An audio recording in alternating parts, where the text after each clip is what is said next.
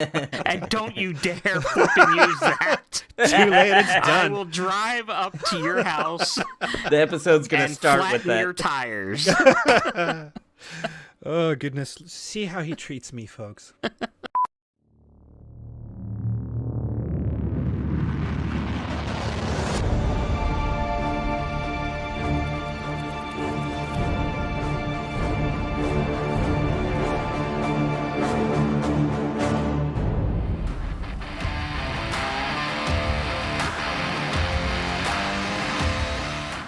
Welcome to Disparate Worlds, where an irresistible force meets an immovable object. I'm Mox, and this is Sechari, and we are comparing and contrasting the worlds of Pantheon, Rise of the Fallen, and Ashes of Creation. That is right. Hello, friends. Welcome to you. Welcome to Disparate Worlds, episode 14, where... God is good, and each day that passes brings us a day closer to the launch of Pantheon Rise of the Fallen, or maybe Ashes of Creation. Yes, I guess both of them are getting closer. Indeed. Joining us today on Disparate Worlds is fellow Pantheon Rise of the Fallen content creator, Nathan NAPALM. Thanks for joining us, Nathan. Glad to be here. Thanks for having me on, guys. Oh, yes, indeed. Okay, so this episode, we wanted to spend some time unpacking last episode's interview with Nefel and Joppa, and we thought we'd invite Nathan NAPALM to take us to school. Speaking of school, Sechari, you're out of uniform? I happen to be, yes. We usually have our Disparate Worlds affixed proudly upon our breasts. Yes, this time, I am too. So that's 3 demerits each for us. Right, absolutely. We're not in school uniform. I didn't get mine. Right. Hey, yeah, you're in trouble as well. We all need to go to the principal's office, I imagine. Yeah, so the two of us are in Texas. I don't know what Nathan's excuse is. Sir, you're going to have to come up with a good excuse. We didn't ship him a shirt. I think that's part of the issue. Yeah, that was the problem, yep. It's administrator error, I imagine. So, yes. Yeah, we're in Texas, everybody, where one cannot currently do laundry. Right. We are restricted in that regard. Like, actually, you know, we've had a tough week. There's been no electricity. There's been no water. It's been very complicated around here. So, yeah, and I just want to say too that like people up here, because I've lived in Texas and southern states, and they're all like, "What's wrong with Texas? Why can't they figure it out?" It's like, hey guys, they're not prepared for that. You know what I mean? Like it's not like up here where it snows, no big deal. They fix the roads, they put salt everywhere. Everybody gets on their plows and just cleans it up, and it's problem yeah. dealt with. Why would you have a snowblower in Texas? You know what I mean? Like it's not the same. Exactly. So yeah, an inch of ice will shut us down. You know, incredibly. Yeah. So yeah, it's how it's been this last week. That's for sure. So. No news this episode, at least, to mention. We mentioned it all last episode. There was a stack of it. So tune in on our episode 13 and find the news there. Nothing new. So we'll go ahead and get straight into the discussion this time. As is our normal policy, we like to provide you, our viewers, with helpful links to content that is pertinent to what we're discussing. This week, we're going to borrow some links from our guest and point you guys in the way of Nathan's channel. And he has 2 videos, one that has to do with player choice versus best in slot, Visionary Realm Solution, and then also one on crafting and gathering tons of new info for the upcoming indie MMORPG. We'll have links to both of those for you guys to enjoy. Please go check him out and subscribe to Nathan's channel. He is a prolific Pantheon creator. Thank you. Yeah. When in actual reality, what's probably more likely is that his folks are coming to our channel.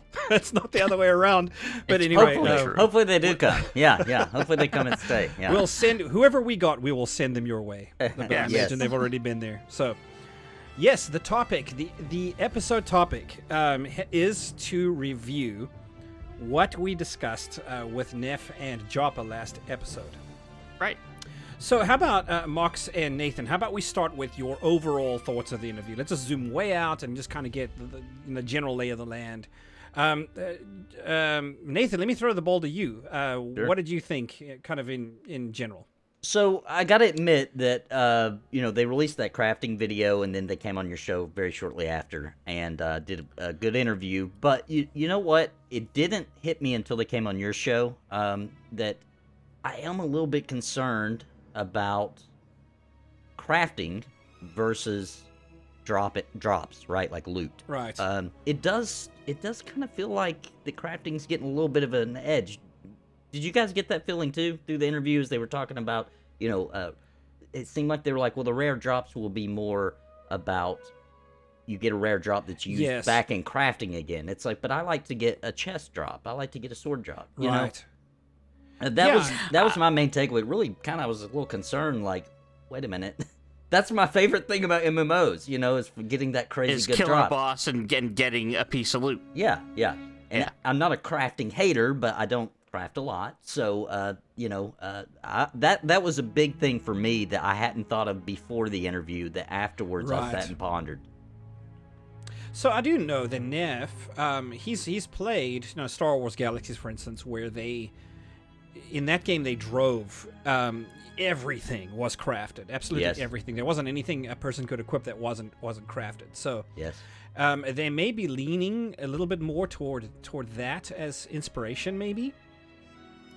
I mean, like, I don't know what the overall percentage is going to be. This is my perspective on this. I don't know if they're going to lean, like maybe 60% toward the crafting and kind of 40% toward drops. I mean, I think I agree with you that I wouldn't want to see it way out of, out of whack, right? Where there's only like 10% of equipables are drops. But it's interesting that you came away with that takeaway that you felt like you definitely came away with that feeling that it was. It felt, and it could also just be that crafting was the focus because obviously it's Nefel, and that's what he does. So it may just seem lopsided because that's what we were talking about, and so obviously it got all the emphasis. But I think that's interesting because we've seen in streams that like Kokarn just gotten dropped, so we know they're in the game. But it just kind of worried me, like you said, the percentage, like. Is most of our gear going to come from crafting? Is that like going to end up being the way people play the game? Or are they going to go out and farm for, actual gear drops, Let me play devil's advocate here. If you look at MMOs historically, the crafting gear has lagged behind dropped gear. I agree. Like, so what you would have for, say, a level 15 drop would be slightly better than what you could be crafted at level 15. So it could be that they're just equalizing it. Yeah. And it makes it seem like, it's going to be a bigger deal. But when it's just, hey, we're like, I think Neff is really about making crafting an integral part of the game, not an overshadowing of the game. Yeah. I think it may depend also on Joppa's perspective on it, right? Because he definitely comes to Pantheon as a jaded MMO player. That absolutely leaked through everything he said, right? It didn't leak. He kind of said it. Right, yeah. He's jaded. He's been burned. Right. And I like that in a developer because he's seen it done wrong so many ways. He has a vision for what he believes is right? And that's what we're going for. So he's going to try to do that, and it's going to depend. If his attitude on this is that he just feels like the drops are everywhere, crafting has been rendered essentially useless because everything is dropped gear, and everybody's just going for dropped gear, then we need to right that, right? We need to push back from the crafting perspective, and we may be seeing that emphasis coming through. But again, I mean, it's a matter of balance, right? But we're seeing him push back maybe against that, so. Yeah, and like you said, the crafting has kind of taken a back seat in most MMOs. It's not really used very often, and a lot of games use it for more of like a glamour or a transmog kind of thing, like the system, which is sad because it's that's really busting it down to being near worthless. Cosmetic, cosmetic, right. So, I'm hoping that, and I'm sure it is, but that's what I've thought of since that interview. That's what's been weighing on my mind, for sure. All right, so do we want to touch on specialization just a little bit? Mox, what do you have in mind with regard to specialization? Well, with specialization, I like the fact, and I know that this is not a popular opinion, I like the fact that you're going to have to go and get if you're let's say you're a specialized armorsmith and you want that top tier sword, that you're going to have to go to somebody else to get it.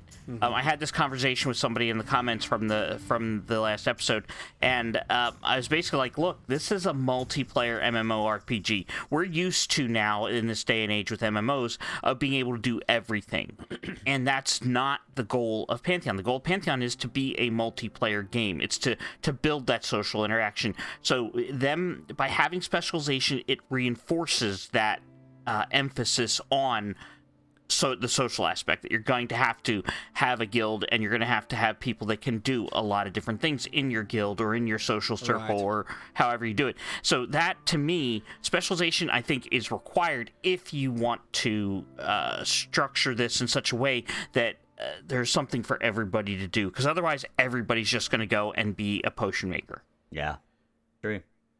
Yeah, there's going to have to be some kind of coordinated, like because you're crafting in a community more. Everyone's going to have, you're going to have people that are buying what you're selling, kind of a thing. Yeah, I mean, to me, that was a very interesting discussion, because I asked that question, and I don't think they quite understood. Well, this person wants to, why would they want to specialize, right? Or why would they want to generalize? It's its own reward to be able to go and specialize. And I suppose it made sense.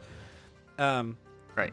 But, hey, we're trying to give the maximum leeway, right? The maximum breadth for anybody to be able to go do what they want to do, and it's legitimate in this economy.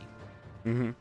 So, I was just wondering if they were thinking in terms of, well, do we want to put those carrots in certain places so that people specialize, right? Or if they want to be generalists. So, I don't know.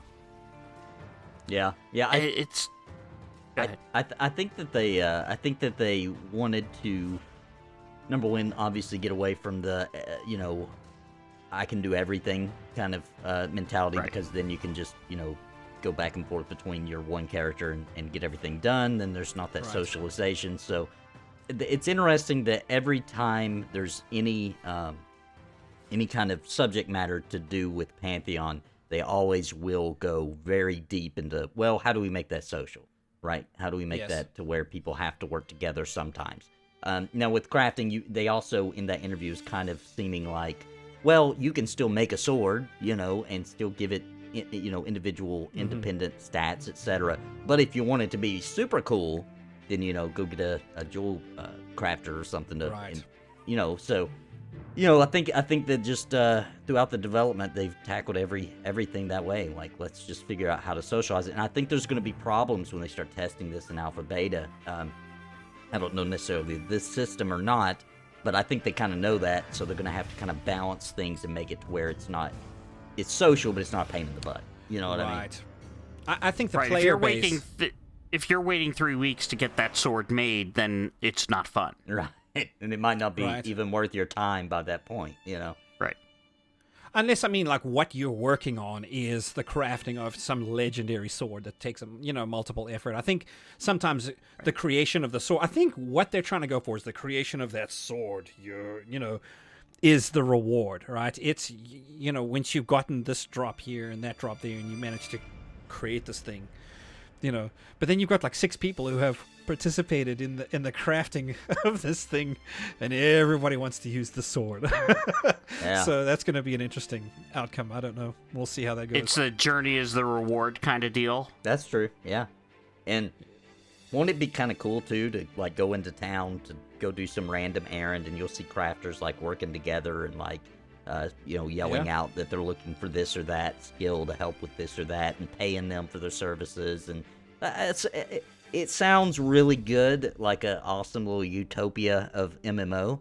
But then people always find a way to take that really cool system and just kind of rub it in the dirt. So we'll see what it really looks like. Yeah, absolutely. So I found it was interesting to me, because I know in the live stream that they did, Neff spoke specifically about that the woodworker, for instance, is going to be able to do furniture, for instance, as a quest, more for the questing side of things, a PvE related thing, right? Like, there's the barkeeper, right, and his place is run down, and you want to help him get it fixed up. So he's got some things that you can do to help him out. One of those may be to craft him some chairs, right, or some tables or some furniture. And that's what I had in mind. I think when I asked the question about, will a woodworker be able to do furniture? Expand on that for me. And, I think he went straight to player housing. Yeah. Which I know is probably some pressure that, the player housing is not in the cards at launch, maybe sometime down the line.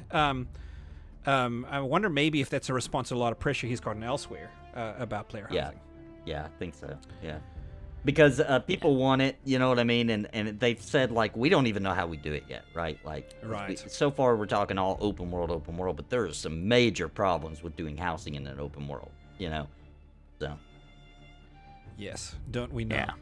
I mean, I still remember from my Galaxies days, like, I showed up late. Everyone had already colonized the entire planet. So I went to a different planet, and that was colonized also. Right? I had to find some less than useful spot to put my house, and I'm like, there it is. Nobody will ever see it. Right? And I have to drive for like 3 in-game days to get out to my spot here. So yeah. Yeah, one of the things that strikes me as well, I thought I'd mention this as well, is that the resource types, right? If I'm a woodcutter, I'm cutting down trees. I imagine that's where I'm going to get wood, right? So every place I'm going to find my resources for the gathering is going to be on the surface somewhere, right? I'm not aware of any trees that grow deep in the depths. Maybe they'll come up with some, right? But to me, I was thinking that it's an interesting aspect of this whole thing that there are like miners. You're going to have to go find the mines, right? Well, does it mean that there's going to be some mines that are not quite as dangerous, or some caves that are not quite as dangerous, or there's others that are going to be much more? And for the woodcutters, there's going to be areas that are easy going right outside of town, for instance, versus deep forest type of thing, so that everybody has their range of challenge, But, as a woodcutter, I'm not expecting to go down into the depths for this thing. Right? Or but you might have to go into the spider-infested forest. Yeah, right. For that particular wood. Yeah, right. Yeah. Or they could get creative. They could make it to where you need to harvest a root. A tree that doesn't really grow above ground. It's only a root based, and the wood is really good, and it grows down underground. I made that up, but they could. Yeah, I mean, well, they're making it up, right? Your plant people could have to go get mushrooms or fungus out of a cave. So yes. There's workarounds for environmental stuff to still be available, but just not be as prolific as, say, walking through a forest. Right, and that's what I'm saying is I want to see that. I don't want to be relegated to the surface as a woodcutter. You know what I'm saying? As a woodcutter, how likely is it that I'm going to have to go spelunking in order to find wood? Well, I hope there's something there for me to do, right? If I'm chopping down giant mushrooms underground or something. I'm going to need some stuff for my alchemy, so you will be coming along with me. Don't worry about it. You will get plenty of spelunking in. Oh, yes. I'm pretty sure that there's going to be a lot of recipes that you will cook, sir. Because my gnome enchanter will be doing alchemy to try to find the what's that stone? The Sorcerer's Stone, yes, for eternal life. Oh, alchemy, yes. Oh, yes. Harry Potter joke and everything. Me and Voldemort. All right, so let's talk about level progression here. Yeah, I was a little confused during this part of the interview. I'm not gonna lie, because I was thinking level progression as in like character levels, and I think Neff was talking like crafting levels, and that's where like I had to like kind of go back and rewatch and understand that when he was talking about level progression, he wasn't talking about the like going from level 5 to level 10. He's talking about skill levels within that. Is that how you guys take it now that I've said that? I think so. Yeah. Was I just an idiot while we were talking to him? No, yes. both.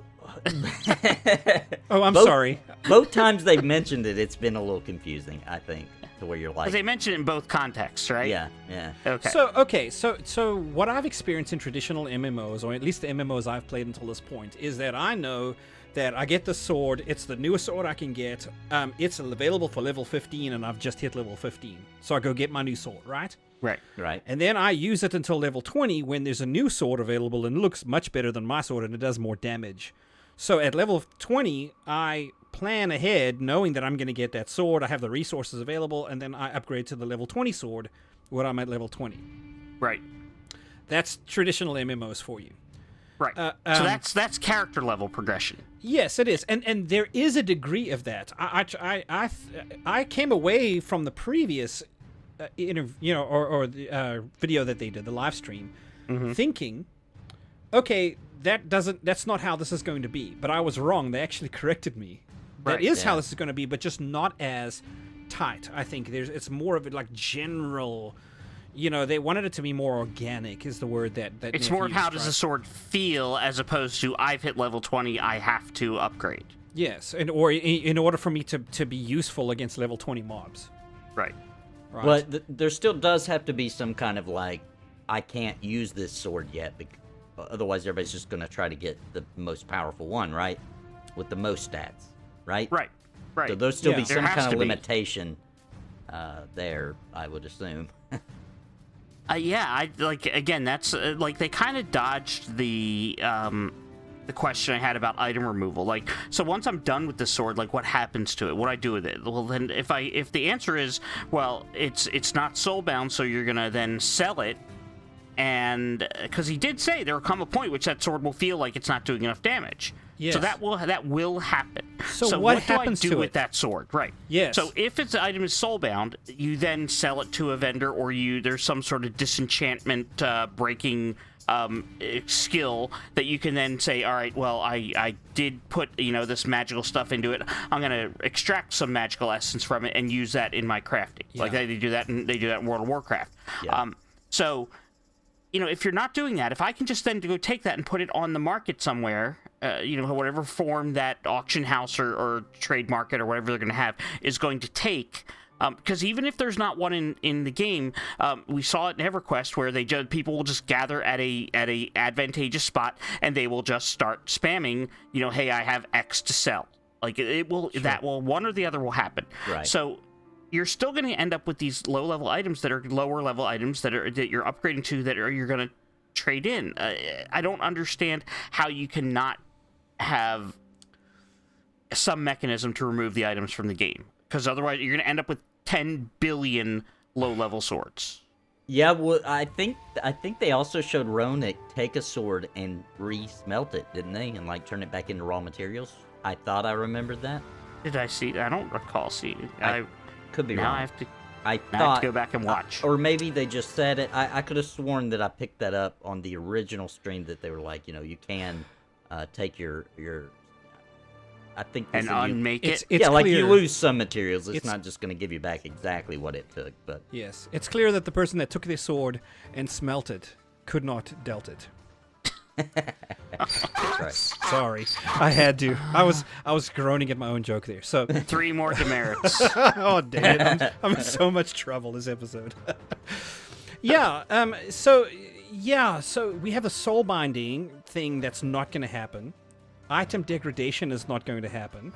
So I have, on one hand, I have a slight concern that there is a usefulness as a crafter that I have that's repairing weapons that is not necessary. I won't need to repair weapons. Weapons don't need to be repaired. Okay, so increasing durability of weapons is usually something that a crafter can do. Didn't they say that items will degrade but they won't break? That's right. Yeah. Okay. So there still will be a need for repairs, but we don't know how those repairs will happen. Okay, if they'll be NPC repairs, or if they're going as a gold removal, or if they're going to be player repairs as a functionality of trading. Yeah. Oh, so there's a drawback to that too, right? Like if I'm the crafter and it has to be that a crafter that repairs it, and my sword breaks, I'm in trouble until I can find a crafter. Right. So is it going to be an NPC that can then repair it? Maybe they could make it so that the NPCs can repair it, but it's more costly to do it with an NPC versus do it with a crafter, which would make it say, all right, if I have to do it, there's somewhere I can get it done, but if I can wait, or if I have somebody that I know, or it's handy, they can then do it for me. Yeah, and I also like the thing that some MMOs do where you can go get an NPC to do it, pay for it, whatever, but it can only go to 100% durability. If you get a player to do it who's skilled, they can give you like 110 or 120% or whatever. Okay. How skilled they are. Now, they've not said they're going to do that or anything, but I would like that. I think that's a good way to kind of make it to where you still would rather seek out a crafter, Right. Yeah, and there's got to be a cost for running out of durability, right? It's got to scale with it, so that once you're out of durability, this sword doesn't do so much. You've got to keep giving the business, I think, back to those crafters to keep them relevant. I just don't think it's going to go to 0 durability like it does in, say, Diablo, where if your weapon goes to 0, it's like you're not holding anything. It's like you're swinging air. So I don't think it's going to go to that point. But I think there will be some degradation of effectiveness. Right. Yeah, and it is surprising, actually. Pantheon's a kind of game where if they said, like, yeah, if you let your weapon get to 0, it's going to break, but you can repair it, but by the time it gets to 0... I'm surprised they didn't do that, because like you said earlier, that would help with the getting items out of the game, you know? So I'm surprised with the development style they went with. That seems like something they would do, but they have explicitly, at this point in development, said that they do not break, so... Right. Yes. And so we got swords that never break, right? They don't soulbind. Mm-hmm. There's no way to really get them out of the game. So what happens is when I outgrow a sword, however long that takes me to do, I need to do something with it. And generally, I think I don't want to cluttering my inventory. I have two choices. One is that I can just drag it off my inventory and drop it into nothing, and it asks, "Hey, are you sure you want to delete this?" To which I say yes. But if because I've worked for it, every one of these swords they want you to have to work for, right? I put some effort into making this thing. I've just happened to have outgrown it. I could sell this, right? Get it repaired if the durability is nice and high. Hey, I want to sell this. So it was interesting to me that when Mox asked this question, it was like, hey, you know, what do we do? You know, because you can't get rid of these weapons. Isn't that going to flood the market? And they came back and said, look, we don't want to do mass production. There's not going to be any of that. It's going to be handcrafted, beautiful swords, right? Beautiful, you know, chess pieces, and that's what they're going to make. It's going to be tough to get the resources. You're going to have to work real hard to go get them. So once you've got it, you're going to love it, right? You're not going to want to get rid of it, kind of a thing. Well, if you are outgrowing it, though, it's just cluttering up your inventory, and you're going to want to get rid of it. So I think maybe that because they're slowing the items that are entering use and entering the market, so to speak, doesn't mean that within months, within years down the line, we're still going to have this plurality, right? This you know, a lot of them out there that people are wanting to sell, and there's no way, you know, and then and there will be inflation, even if they've slowed it way down. Yeah. To where, as a new member, a new user, I come in, I'm going to start crafting something. Hey guys, I've got this little newbie sword. Oh, by the way, there's hundreds out there already that people have sold off. They're, you know, they're clogging up the market. It's easier. It's easier for me to go get that than to actually have to go do the work to create this sword. Let me just go buy that. It's cheap, right? So you're kind of disincentivizing your new crafters. Yeah. Yeah, and you know, I was thinking there is an MMO that does that where you can sell your item, you know, never breaks or anything, and you know you can always sell it, and that's Final Fantasy 11. But that game has to where you can switch classes or your jobs whenever you want on the same tune, so people don't as often get rid of that sword because there's like 4 or 5, 6 other jobs that could use it, so they just actually store it. So I don't know. Well, you have to level back up, right? If you abandon, you go all the way back to the start, and then you need your sword to that's good. So, but they're not doing that, so it's really they'll just end up. Let's say on a server there's 20 crafters, and that's it, that make this particular sword, right? So 20 of them go out into the world. One guy may throw his away because he's just like, I don't care, I'm just trashing it.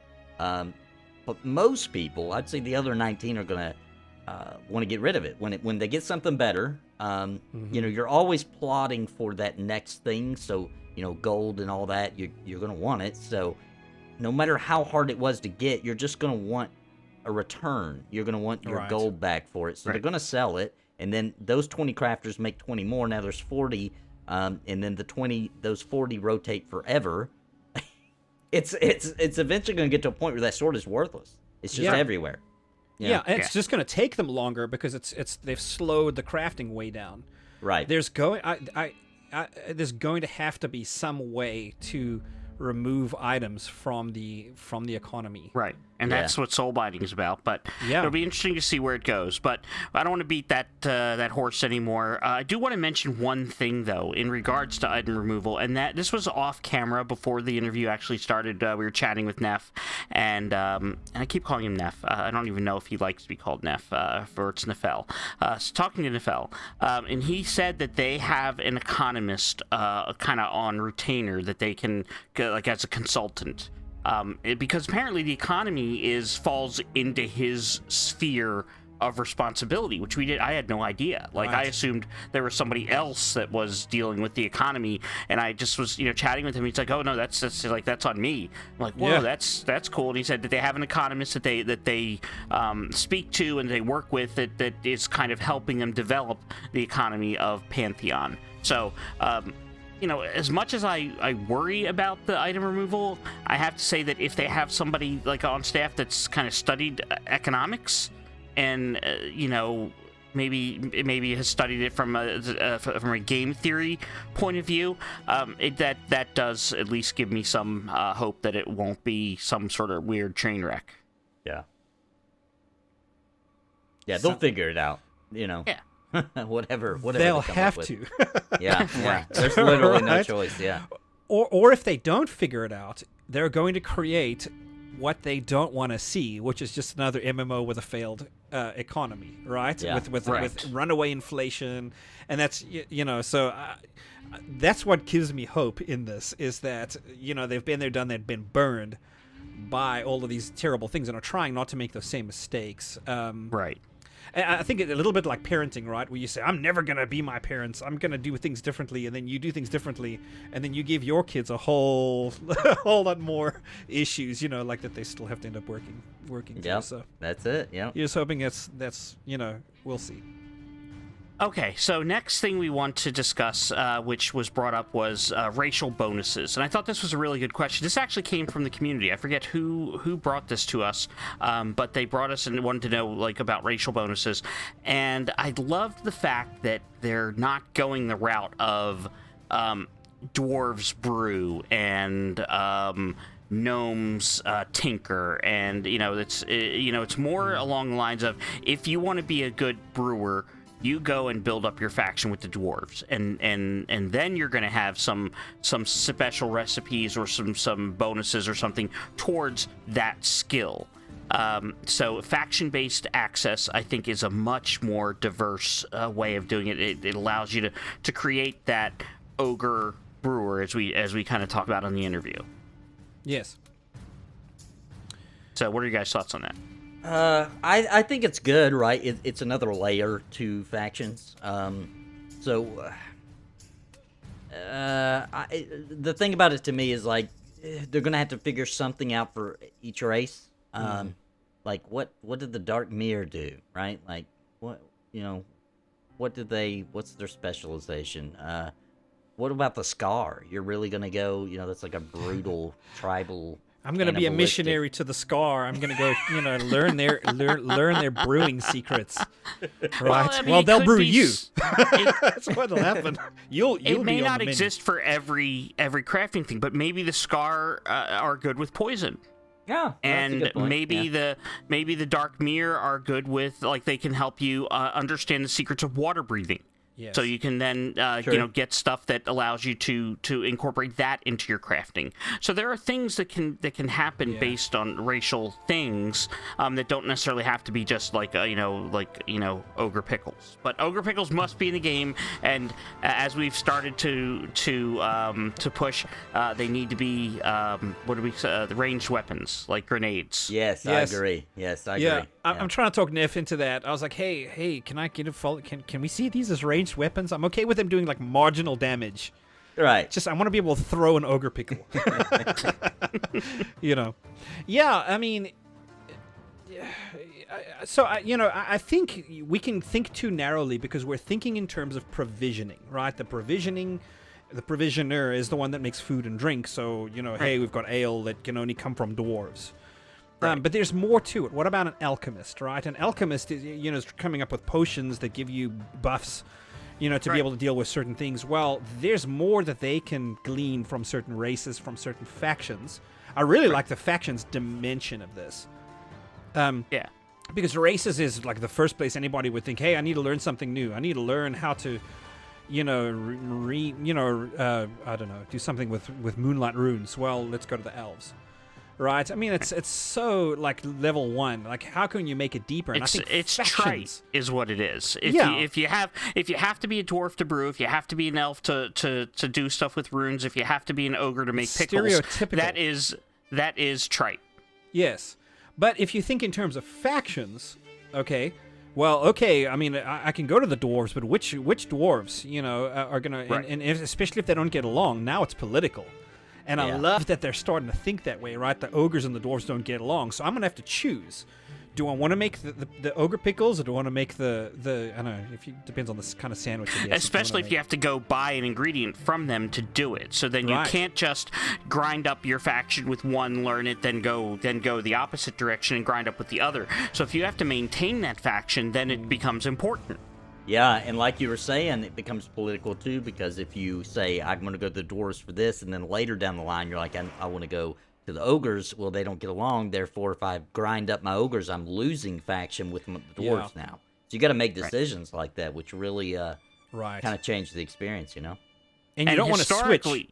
Right. Historically, if you're going to switch, it's like you lose faction quicker than you're gaining it. So you're going to be without something for a while, like while you you lose and then you build up, it's going to take you a long time. And you also because they are pushing back a lot against stockpiling resources. You can't stockpile as many ogre pickles as you can and then turn around and do the switch, right? Run the other one for a while, but using the resource up because you won't be able to do that. So you kind of have to. It's whatever you're doing in the moment. That's what you are, right? And that's good to see. Can we chat briefly about best in slot syndrome, as according to Joppa? I want to hear Nathan's thoughts on this, because he came out like almost on the heels of the interview with a great video about talking about this. Yeah, I actually used a segment that the whole spiel that Joppa did in your all's interview is what I used as the basis for that video. And a couple things that I learned from making that video was that it's surprising, actually, because they've been saying this for a long time, right? Like, we know there will always be a best in slot, but we're going to battle it. This is a battle. So Brad McQuaid wanted that. He hated that whole, there's one sword for Paladin, then that's the one, or there's one mace or whatever. And everybody all these years have just kind of went along with it, like, yeah, that's real cool. I don't know if they can do it, but that would be great if they could figure it out. Well, now that they're hearing details, and it sounds like it actually will be complex, and you really won't have your best in slot for all situations.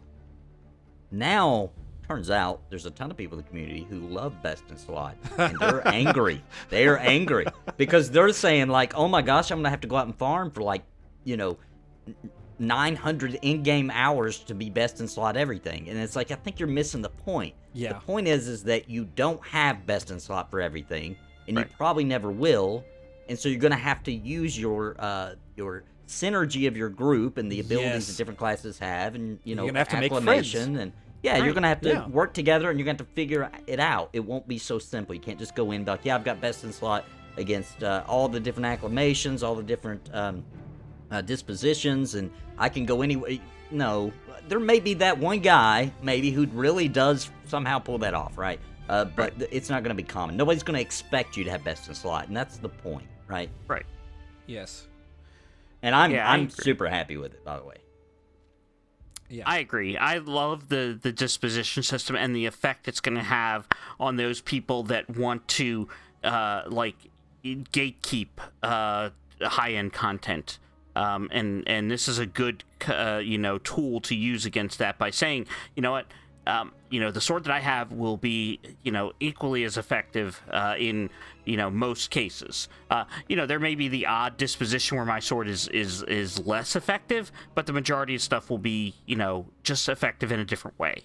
Yeah. And then you'll have your alchemist stuff and your provision stuff that will also help with things like that, like making sure you're not losing any strength because you're in the cold and you're protected against that. Like, that sort of thing is going to be in there. So all these trade skills are going to come together to make a a good recipe, but it never will be perfect. Yeah.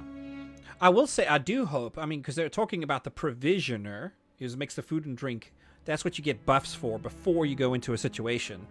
And the alchemist is the one who has the potions. Like, oh my goodness, I need to heal. So you quaff a healing potion, right? So it's one is proactive, or the other one is reactive. Yeah. I hope that's not a hard and fast thing where the only thing that an alchemist does is on the fly. Oh my goodness, I need a drink. I need more mana, or I need more life, or whatever. And I would love to see them intermix that a bit, so that there is a potion I can drink that'll give me a buff that'll help me in this, in this area. Yeah, they have hinted at that. They'll give you a little bit of heat resistance, a little bit of cold resistance, or what have you. Kind of like Breath of the Wild did with certain foods. So we're going to see a little bit of that too. Yeah, I like that, because this goes into the whole story when you're trying to plot out how this best in slot's going to go. That there's also just natural acclimation, right? Like, obviously you can't naturally acclimate to where you can stand in lava, right? But you can acclimate to heat naturally just from being in hot environments a lot, and you will naturally gain a little bit.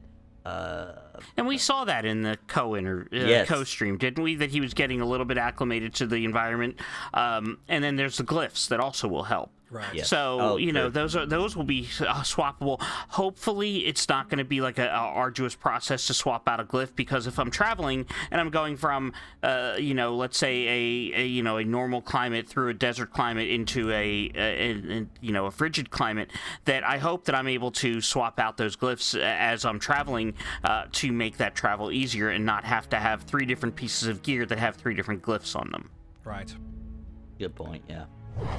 All right. Well, I think that we've covered all the main points of this. I do want to just mention that I think the crafting's in good hands. I trust Joppa immensely, and now having seen Neff talk on his stream and talk to us personally, I love the direction that he's going in general. The details will have to be worked out, and that's going to be an overtime thing. This is like step 6 of 400 steps. And so we have to keep reminding ourselves of that, especially because we don't want another torch to the face from Joppa. Right. Yeah. I hope we weren't mean. I felt so guilty when he was like, it's early. Don't be overly critical with that. Yeah, we know. Oh, goodness. So thank you very much, Nathan, for joining us on this. We do have to wrap up, though. We have our Comquest here, and for the last Comquest, actually I'm going to hand this over to Sechari. I normally do this, but Sechari picked the winner, so I want him to talk about the last Comquest. Okay, sure. So the question was to give us some terrible recipe that you came up with, 4 ingredients, entertain us. Yes. Honorable mention, I'm going to give it to Reality Lime, who Mox, I believe, is a friend of yours, actually. Yes, he is. That's not why he was honorable mention, though. He said to take, equal parts eye of oak and toe of trout mixed with a dollop of wyvern nut butter, garnished with the zest of, what else? Lime. His name is Reality Lime. Reality Lime. There you go. No, the one I liked was Cadassan mead mashed potatoes from Walking Waste. This is the winner. We said you take Cadassan red potatoes, Cadassan dwarven mead, thrown fast butter, and mash it all with the finest dwarven mace. And I just thought that just potatoes going everywhere. I just love the visual for that. So that one is the winner of last week's Comquest. So congratulations to Walking Waste for that. Yes. You will get pinned, Mr. Waste, as soon as I'm done recording this episode with the guys. And for this week's Comquest, we actually have reached out to our friend Nathan here. And for those of you that don't know, Nathan is a purveyor of puppetry. Puppetry, You have an example, don't you, Nathan? Yeah, I have one of Joppa, which you've all seen right here on this show, the last show. So y'all got a good visual of what Joppa looks like. So I want you to meet Papa Joppa. Papa Joppa. Yes. It's got the beard and everything. Love it. That is excellent. Now, we need to get you one of the Joppa caps, though. Like, Yeah. You're right. I'm going to add that. The beanie, yeah. It's like the He's trying to. He tries to not look like the puppet. So I invented the puppet, and he shaved his beard. And I was like, well, I can't use a puppet now. He doesn't have a beard anymore. And then he grew the beard back. Now he wears the beanie. So that's easy. I'll add a beanie to it. We'll see what he does next. Upgrade to 2.0, 3.0. Every time he upgrades, you upgrade as well. Make sure you craft that. Right. All right. So anyway, Nathan has volunteered to make a Disparate Worlds puppet.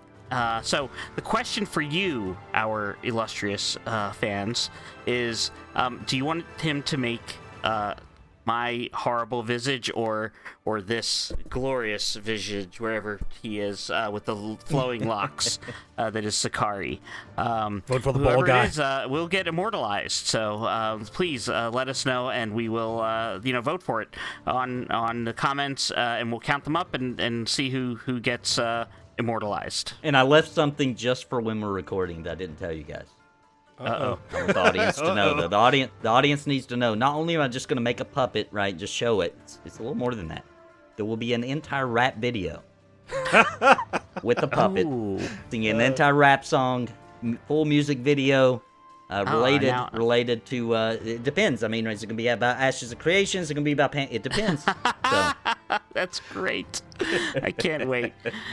Nathan, again, thank you very much. Where can people find you out in the world of social media? Well, I am often around on Twitter, the Nathan NAPALM. You can find me on Twitter, and then also, of course, on YouTube, the Nathan NAPALM on YouTube.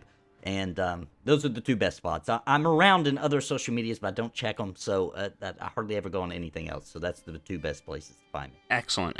Please make sure you stop by, if you have not already. Stop by his YouTube, subscribe, like, and watch all of his stuff, because it is fantastic. Thank you, guys. Thanks for having me on, by the way. Really appreciate it, guys.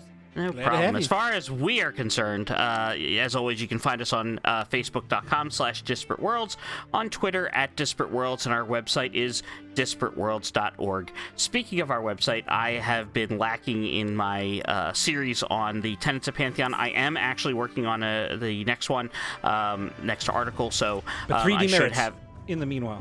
Yes, 3 demerits. So check that out. I should have another article up within a week of this episode going live. There you go. I gave myself a deadline, so now I have to do it or be dead. You made a promise. Love it. I made a promise. So check us out there. Check us out on our Discord. And also coming soon, Disparate Worlds Patreon. Yes. Keep an eye and ear out for that. Now I put the ball in Sechari's court. Dang for that it, one. You wrote a check I have to cash. We'll figure it out. Nathan, thank you so much for joining us. It is a pleasure to get together with you for some mutual content creation, sir. Yeah, I love it. Thank you, guys. Definitely. And as for our viewers, thank you guys for joining us. Always a pleasure to have you. Thank you so much for watching and for enduring our terrible jokes, specifically mine. Do drop a comment. Don't forget to do the like, the subscribe thing. Hit the notification bell. That's important. That way you do not miss upcoming episodes. With all of that said, take care of yourselves, friends. Remember always to be immovable in your principles and irresistible in your passion.